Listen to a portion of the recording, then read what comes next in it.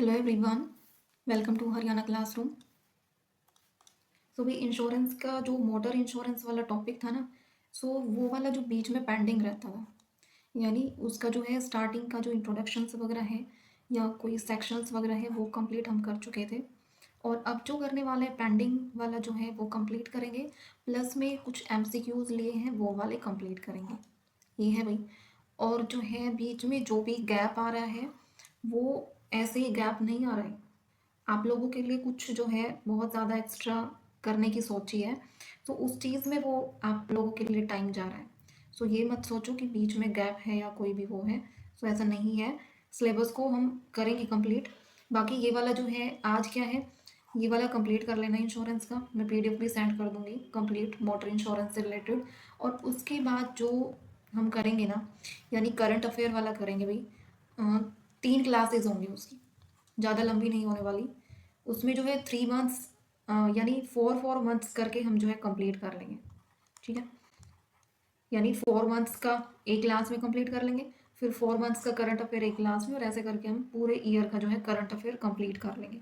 और भाई ये नहीं है कि वो जो है नॉर्मल ऐसे ही की है कि कुछ भी एमसीक्यूज हमने उठा लिए और वहाँ से, ऐसा नहीं है भाई। हर एक चीज़ जो है मंथ वाइज जो है अपॉइंटमेंट्स हुई या इंपॉर्टेंट अवार्ड्स वगैरह हुए, वो सारी चीज़ें जो है मैंने बिल्कुल सीरियल वाइज जो है वो मैंने डाली है उसमें। ठीक है, थोड़ा सा स्लाइड प्रिपेयर करने में इन चीज़ों में थोड़ा सा टाइम लगा है। बट अगर आप वो तीनों क्लासेस कंप्लीट कर लोगे ना, जैसे मैं बताऊंगी, यानी एक क्लास 2 घंटे की हो, ठीक है, इतनी तो होगी भाई। 3 मंथ्स का जो है करंट अफेयर हम करके चलेंगे। अगर आप वो 3 दिन 2 2 घंटे की क्लास आप 2x पे करके भी या वैसे नॉर्मल भी देख लोगे, आपके जो करंट अफेयर्स है ना वो बिल्कुल बहुत कुछ भी नहीं बचेगा। अगर ये तीनों क्लासेस किसी ने कर ली ना भाई, आपका कोई भी क्वेश्चन जो है वो मिस्टेक नहीं होने वाला है करंट अफेयर में से।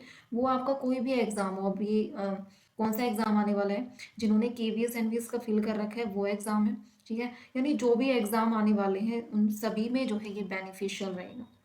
ठीक है, भाई आज ये वाली कंप्लीट कर लेना इंश्योरेंस वाली, क्योंकि मैं ये बीच में पेंडिंग रखना नहीं चाहती थी। मैंने सोचा करंट अफेयर से पहले ये वाली क्लास डाल दूँ, ये भी कंप्लीट हो जाएगी। ठीक है, ये कुछ इन्फॉर्मेशन बतानी थी। अब करते हैं भाई स्टार्ट। और कोई चैनल से कोई नया कनेक्ट हो रहा है वो भाई चैनल को सब्सक्राइब कर लो, और जो है बेल आइकन को भी प्रेस कर लो, ताकि आपको जो है क्लास की नोटिफिकेशंस का पता चल जाए। और टेलीग्राम ग्रुप को ज्वाइन कर लो फॉर पीडीएफ वगैरह के लिए, और क्विज वगैरह जो है वो भी कराई जाती है। आपकी जो है बहुत ज़्यादा जो है उस चीज़ से हेल्प हो जाएगी स्कोरिंग में। अपना ज्वाइन कर लो भाई, डिस्क्रिप्शन में लिंक होता है टेलीग्राम ग्रुप का। आप वहाँ से ज्वाइन कर लो। हम क्या क्या कंप्लीट कर चुके हैं, ये मोटर इंश्योरेंस के ये सारे जो है मेन फैक्ट जो है हम कर चुके हैं। ठीक है,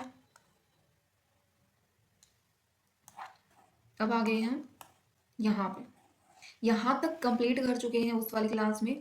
अब टॉपिक करने वाले हैं टाइप्स ऑफ मोटर व्हीकल्स, ये वाला टॉपिक करने वाले हैं। टाइप्स ऑफ मोटर व्हीकल्स क्या है भाई, इसमें देखिए क्या है। इसमें यानी जो मोटर व्हीकल्स के हैं वो कौन कौन से टाइप हो सकते हैं। फर्स्टली भाई क्या है, प्राइवेट कार्स, यानी निजी वाहन जिनको बोलते हैं।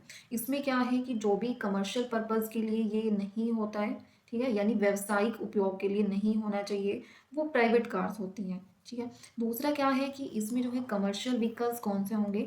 कमर्शियल व्हीकल्स यानी इसमें सामान या यात्री जो भी हैं को किराए पर ले जाने वाले वाहन जो होंगे वो कमर्शियल होंगे। फॉर एग्जांपल टैक्सी, बसेस वगैरह, ऑटो वगैरह, ये सारी क्या है, ये कमर्शियल व्हीकल है। आप इनको क्या बोलोगे, कमर्शियल व्हीकल है।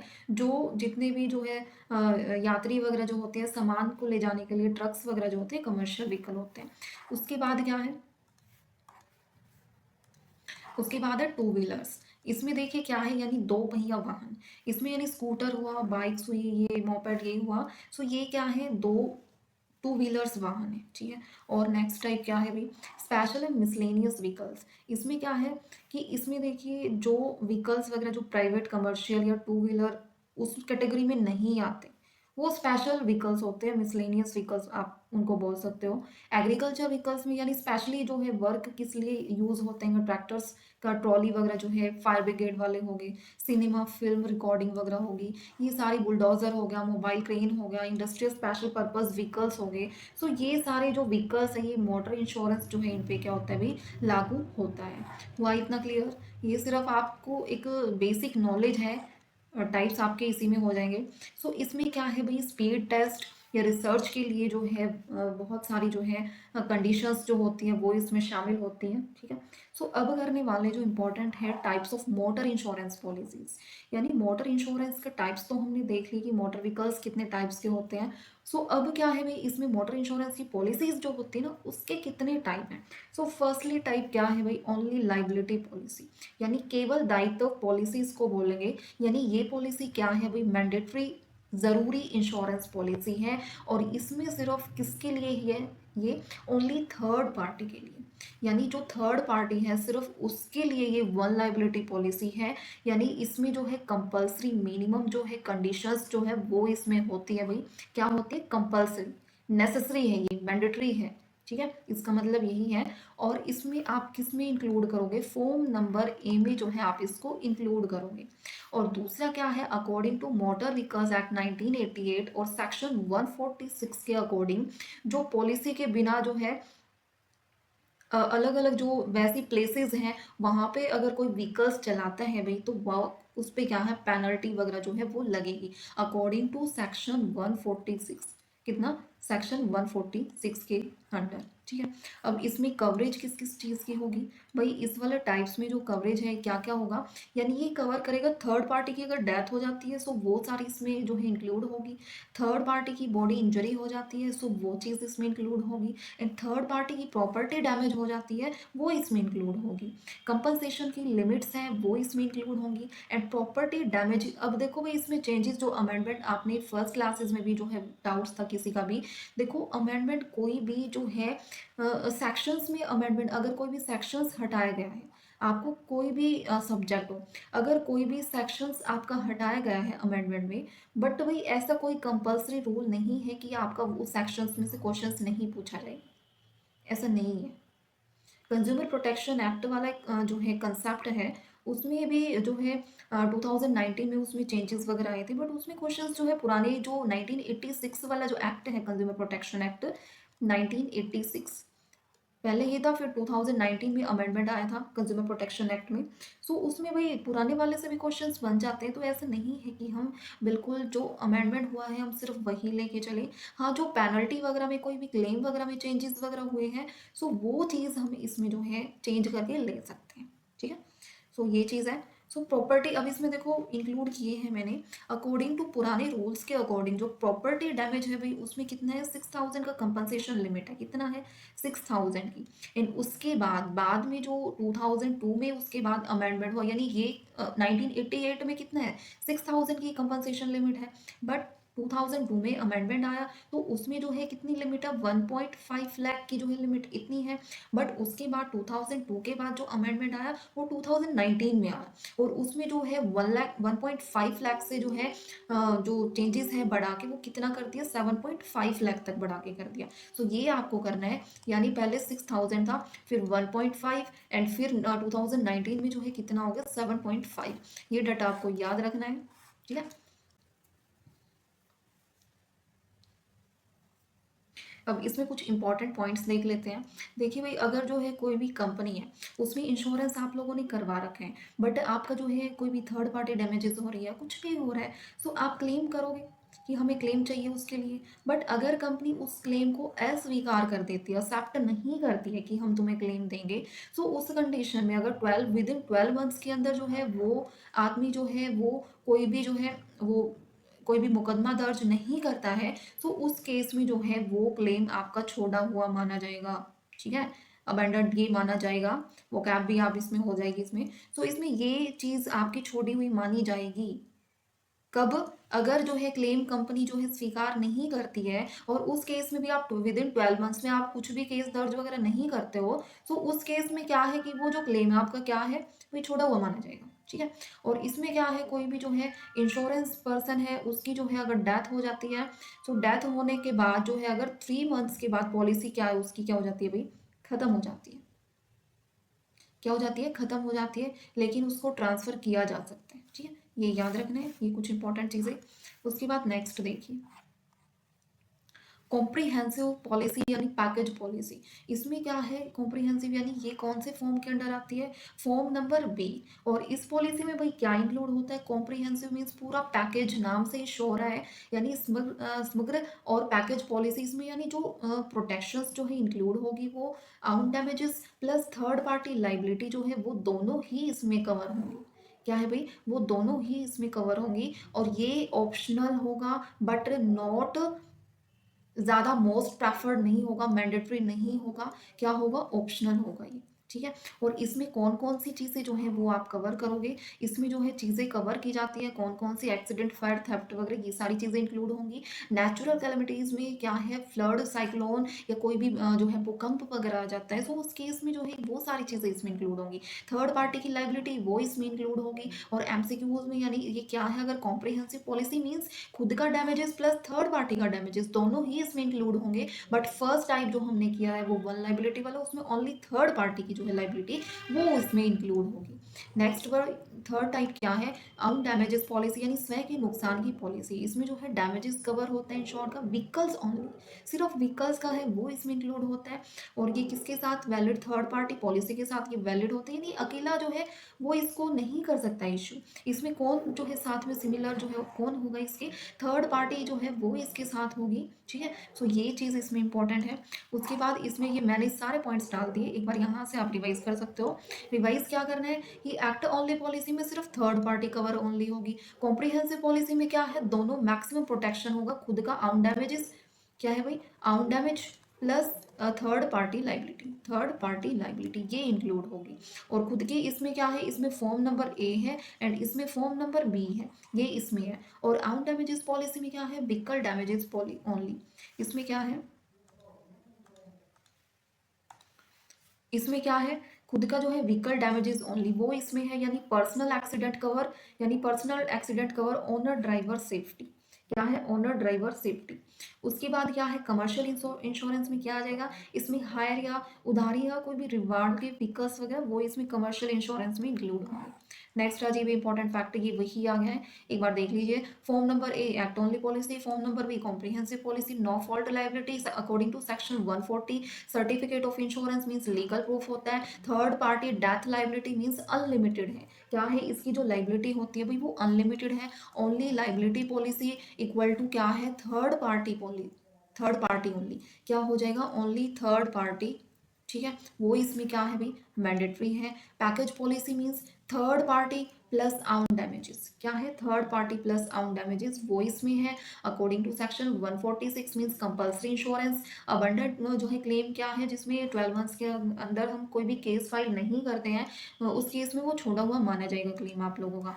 फिर क्या है, इंश्योरेंस से रिलेटेड चैप्टर्स जो है 1988 एक्ट के अकॉर्डिंग, चैप्टर 10 में क्या है भाई, नो फॉल्ट लाइबिलिटी। चैप्टर 12 ये इंपॉर्टेंट है, ये 3-4 चैप्टर यहाँ से आपसे पूछा जाएगा क्वेश्चन कि चैप्टर 11 में जो है कॉन्सेप्ट जो है क्या इंक्लूड होता है। सो इसमें क्या है, 11 में क्या आ जाएगा, insurance against third party risk वो इसमें इंक्लूड हो जाएगा। एंड चैप्टर 12 में क्या है, क्लेम ट्रिब्यूनल्स जो है वो यानी दावा अधिकरण वो इसमें इंक्लूड हो जाएगा।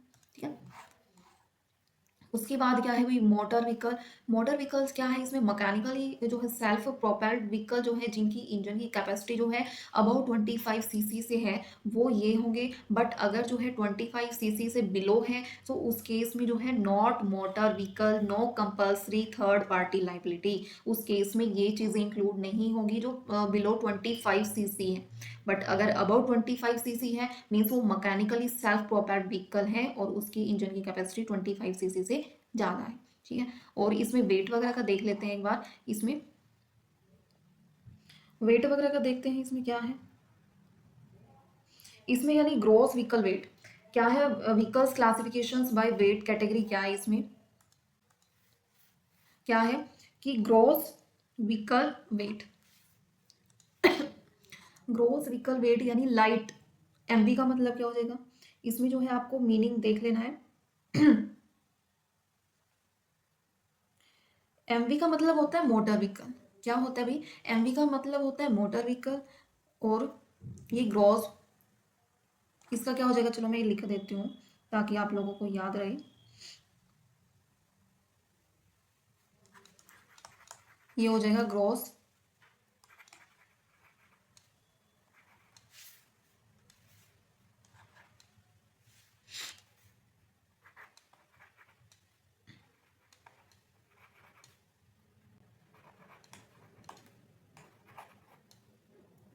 कई बार ना हिल जाता है।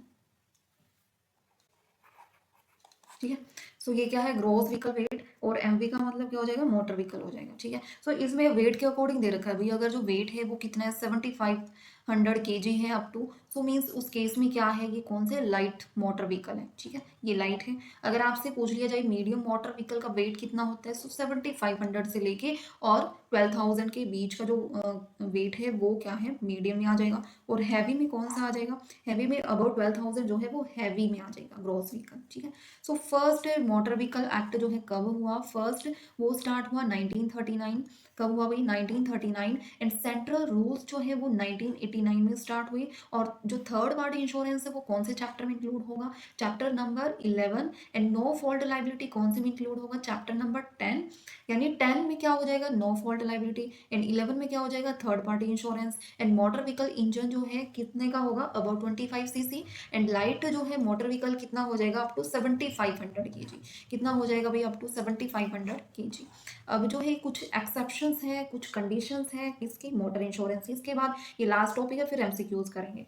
Exceptions of third party insurance में क्या है भाई, कुछ एक्सेप्शंस होती है, मीन्स जो इंश्योरेंस कंपनी होती है, कोई भी जो है ऐसी कंडीशंस होती है जिसमें जो है कंपनसेशन देने के लिए वो एलिजिबल नहीं होती, वो जिम्मेवार नहीं होती भाई कंपनसेशन देने के लिए। ज़रूरी नहीं है कि वो हर बार आपको कुछ भी नुकसान हो रहा है तो वो आपको क्लेम देगी, नहीं भाई ऐसा नहीं है। सो अगर कोई भी इंजर्ड या कोई भी जो मरा हुआ इंसान है, वो इम्प्लॉय जिस इम्प्लॉय का इंश्योरेंस करवा रखा है उससे रिलेटिव है, तो भाई उसको नहीं मिलेगा क्लेम, उसको तो नहीं मिलेगा। अगर damages related to trust property है उसमें भी क्लेम नहीं मिलेगा।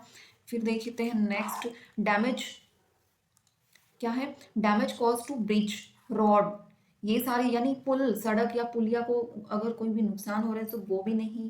और damages to goods being carried in the vehicle, so ये भी नहीं होगा। नेक्स्ट क्या है, ड्राइविंग लाइसेंस रूल्स देख लेते हैं। मोटर व्हीकल एक्ट 1988 के अकॉर्डिंग अगर कोई भी पर्सन जो है 18 साल से कम है, सो वो व्हीकल जो है पब्लिक प्लेस पे जो है नहीं चला सकता। अगर कोई भी 20 साल से कम है, ठीक है, अगर 20 साल से कम है उसकी एज,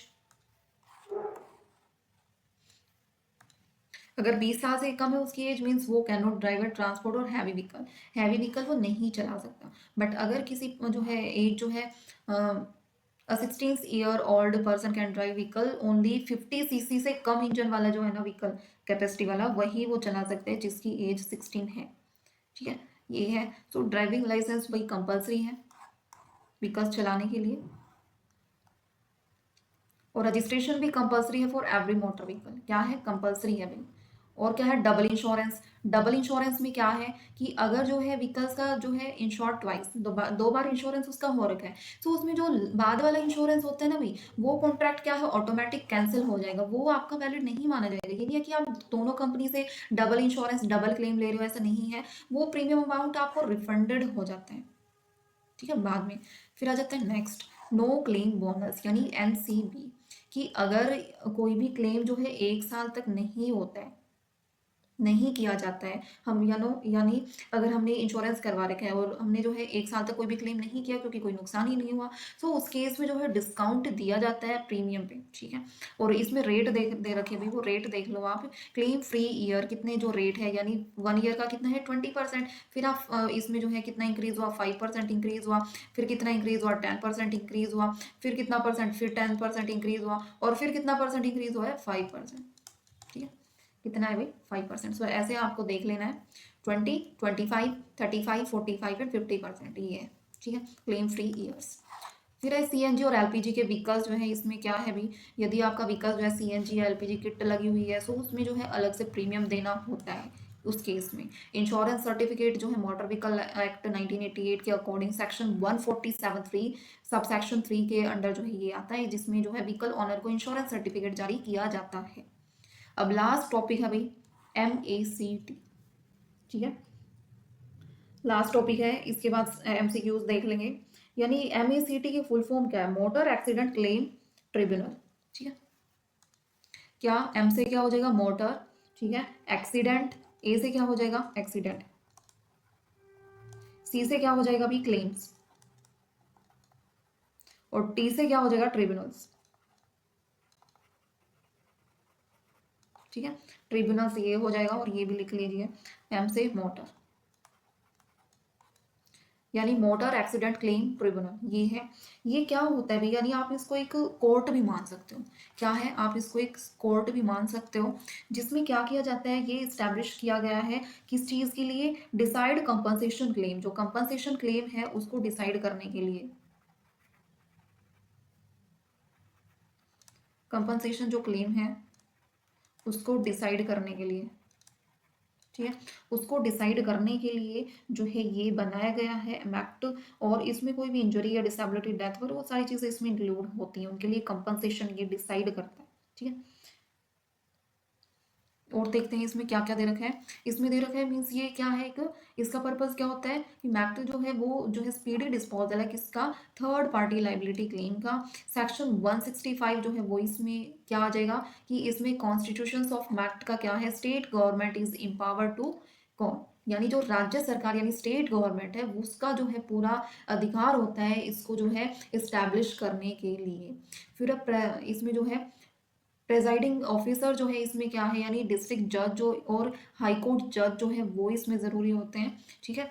और इसमें जो है पावर जो है सिविल कोर्ट की जो है वो इसमें होती है, पावर्स वगैरह ये सारी चीज़ें। सो मोटर व्हीकल एक्ट 1988 सेक्शन 165 क्या है, section 165 means third party claim के लिए मोटर एक्सीडेंट क्लेम ट्रिब्यूनल का जो है गठन किया गया है। किसके लिए, थर्ड पार्टी के क्लेम के लिए जो है इस वाले का जो है गठन किया गया है। इसमें इंपॉर्टेंट चीज़ क्या है कि अगर कोई भी जो है एक्सीडेंट वगैरह हो जाता है तो 6 महीने के अंदर जो है मैक पे क्या है आप अप्लाई कर सकते हो, आवेदन कर सकते हो आप। और इसका डिसीजन क्या है, इसका जो है डिसीजन लास्ट डिसीजन जो है इसका माना जाता है, लेकिन इसमें हाई कोर्ट में भी अपील की जा सकती है। लास्ट डिसीजन होता है इसका, बट हाई कोर्ट में अगर किसी कोई एक्सेप्ट नहीं करता है तो वो हाई कोर्ट में भी अपील कर सकता है। अब आ जाते हैं भाई important MCQs. Motor insurance is govern in India under which act, कौन से एक्ट के अंडर आता है ये, मोटर व्हीकल एक्ट 1988। किसके अंडर, मोटर व्हीकल एक्ट 1988। उसके बाद थर्ड पार्टी इंश्योरेंस क्या है भाई, एक कंपल्सरी बाय लॉ है। उसके बाद मैक्सिमम प्रोटेक्शन कौन सी पॉलिसी प्रोवाइड करती है, कॉम्प्रिहेंसिव पॉलिसी, क्योंकि act only policy form number A and only third party liability जो है वो इसमें इंक्लूड होती है। आर्म डैमेजेस पॉलिसी कवर किस चीज़ में होती है, व्हीकल डैमेजेस ओनली में। और पर्सनल एक्सीडेंट कवर किस में माना जाता है, पर्सनल एक्सीडेंट मीन्स ओनर का जो ड्राइवर है उसका एक्सीडेंट वो इसमें माना जाता है, यानी option number 3।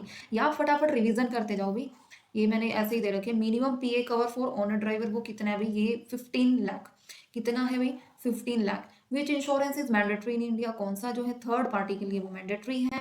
No claim bonus is given for no claim during policy period, ये इसमें हो जाएगा। NCB related to claim free year, क्या है क्लेम फ्री ईयर, जिसके रेट गिवन है आप लोगों को 20, फिर 25, 35, 45 and 50। Commercial vehicle insurance is for, commercial insurance is for hire और रिवॉर्ड व्हीकल्स, ये हो जाएगा। आईडीवी स्टैंड्स फॉर, इसकी क्या फुल फॉर्म हो जाएगी, इंश्योरेंस डिक्लेयर्ड वैल्यू इसकी फुल फॉर्म हो जाएगी। आईडीवी रिप्रेजेंट करता है मार्केट वैल्यू व्हीकल की क्या है उसको रिप्रेजेंट करता है। कौन सा रिस्क जो है थर्ड पार्टी पॉलिसी में कवर नहीं होता है वो कौन सा है भाई, owner vehicle damage. Owner vehicle damage जो है वो थर्ड पार्टी में इंक्लूड नहीं होता है। मोटर इंश्योरेंस प्रीमियम डिपेंड करता है किस चीज़ पे, इंजन की कैपेसिटी पे। डेप्रिसिएशन इफेक्ट करता है किस चीज़ पे, क्लेम अमाउंट पे, किस पे, क्लेम अमाउंट पे। Zero depreciation cover means, depreciation क्या होता है भाई, मतलब डेप्रिसिएशन का मतलब होता है किसी भी एसेट की जो वैल्यू है वो डिक्रीज होती जाती है अकॉर्डिंग टू टाइम पीरियड, ठीक है, वो होता है भाई डेप्रिसिएशन। एसेट मीन्स कोई भी संपत्ति। So zero depreciation cover means इसमें क्या कवर होता है, no depreciation deduction on claim, ये चीज़ है। कौन सा व्हीकल जो है रिक्वायर मोटर इंश्योरेंस, कौन से व्हीकल को, जितने मोटर व्हीकल इंश्योरेंस जो पब्लिक रोड्स पे होते हैं सभी को इंश्योरेंस की जरूरत होती है। Policy period of motor insurance is generally कितना होता है भाई, 1 ईयर का होता है। Theft of vehicle is covered under, किसके अंडर, कॉम्प्रिहेंसिव के अंडर आते हैं। फिर motor insurance contract is based on indemnity principle, है ना, क्योंकि इसमें कवर हो जाता है। लाइफ इंश्योरेंस में कवर नहीं होता, फोर वो क्या हो जाएगा, वो लाइफ वो इंडैमनिटी प्रिंसिपल में कवर नहीं होगा। ये है भाई पूरा कंप्लीट मोटर इंश्योरेंस। बिल्कुल अगर आपने इतना कर लिया ना, क्वेश्चंस यहीं से आ जाएंगे, इतना और एक्स्ट्रा करने की जरूरत नहीं है। बाकी मैंने सारी चीज़ें जो है इंपॉर्टेंट इसमें कवर करने की कोशिश की है, ठीक है। सो भाई ये है। अब आपको बताना है कमेंट सेक्शन में कि ये टाइप ऑफ इंश्योरेंस पॉलिसीज में जो है फॉर्म नंबर बिना देखे कमेंट कर दो। फॉर्म नंबर बी किससे रिलेटेड है, बिना, जिसने क्लास देखी है बिना ऊपर देखे जो है कमेंट कर दो, फॉर्म नंबर बी टाइप कौन सा है, कौन सा है, ये आपको कमेंट करना है इस चीज़ का। बाकी क्लास कैसी रही भाई, अगर अच्छी लगे तो लाइक ज़रूर किया करो, ठीक है। और जो है शेयर भी करो ताकि सबकी हेल्प होए, क्योंकि सबकी होनी चाहिए। बाकी इसके बाद आपको करंट अफेयर्स की मज़ेदार क्लास मिलने वाली है। इसके बाद नेक्स्ट वही है, 3 क्लासेस होंगी बैक टू बैक, ठीक है। बस करंट अफेयर्स वो कंप्लीट हो जाएंगे, फिर 2 दिन में ऐसे मैं कंप्यूटर की भी मैराथन टाइप्स ले लूँगी, ठीक है। सो जिनका एग्जाम है ना उनकी थोड़ी इंपॉर्टेंट चीज़ों की हेल्प हो जाएगी, ठीक है। सो भी करते हैं एंड सेशन का, ठीक है। फिर भी कोई डाउट है तो कमेंट सेक्शन में आप डाल सकते हो।